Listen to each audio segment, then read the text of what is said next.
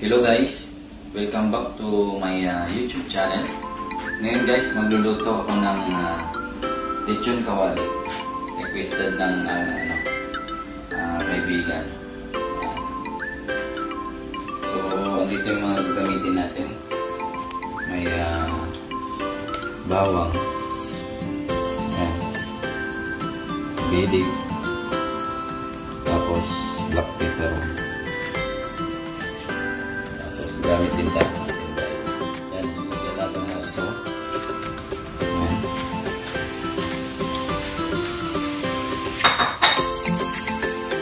Nakikita nyo guys, yan, kumukulo na yung tubig. Tapos lagyan natin ng asin mga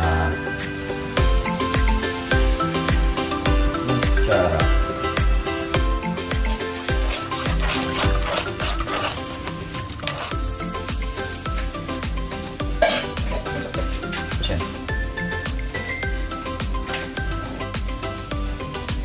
Lagyan na natin yung baboy natin.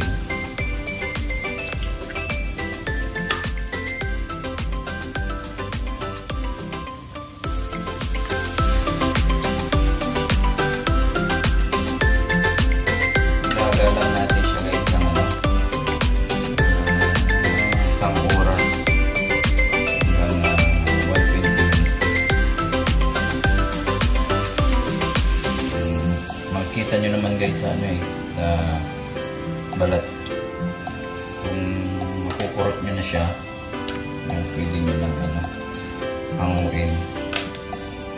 Tapos lalagyan natin ulit ng asin, paminta.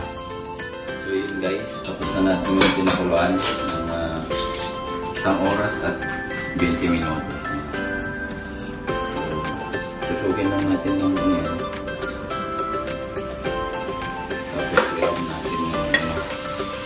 yung asin natin, asin na may paminta.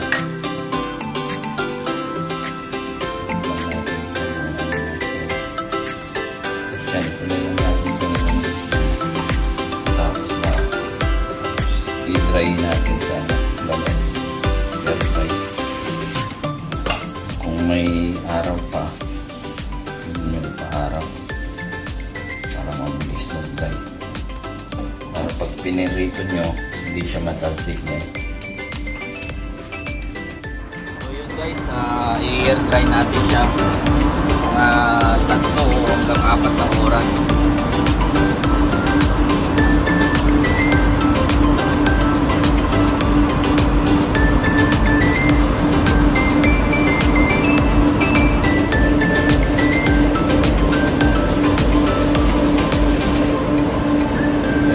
Diyan sa Pinas, dapat bantayan nyo kasi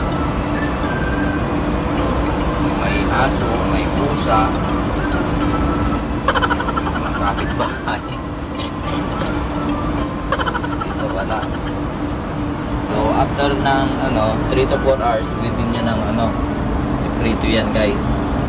Ayun na nga guys, tapos na yung pag i-air dry natin ng pang lechon kawali natin for 4 hours.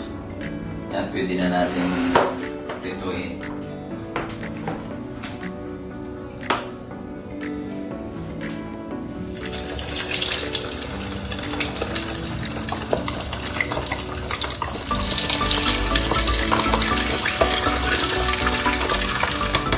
Ayan, bukod guys. Hindi yan maglalaban.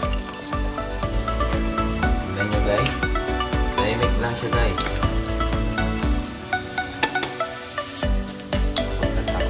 Hindi na nalalaban. So yun guys, gagawa tayo ng konting gravy. Sausaw ng lechon kawali.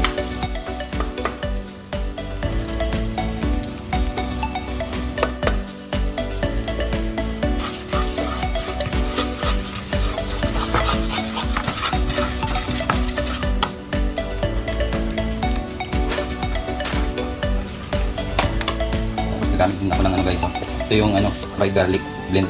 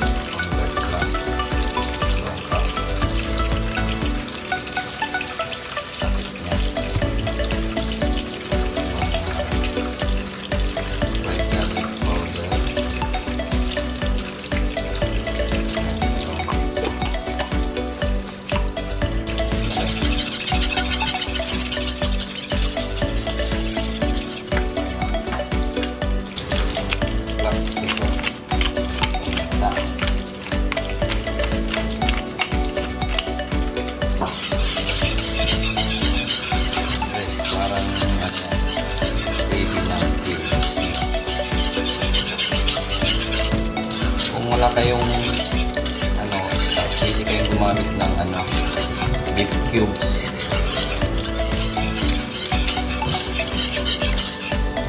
Chicken cubes.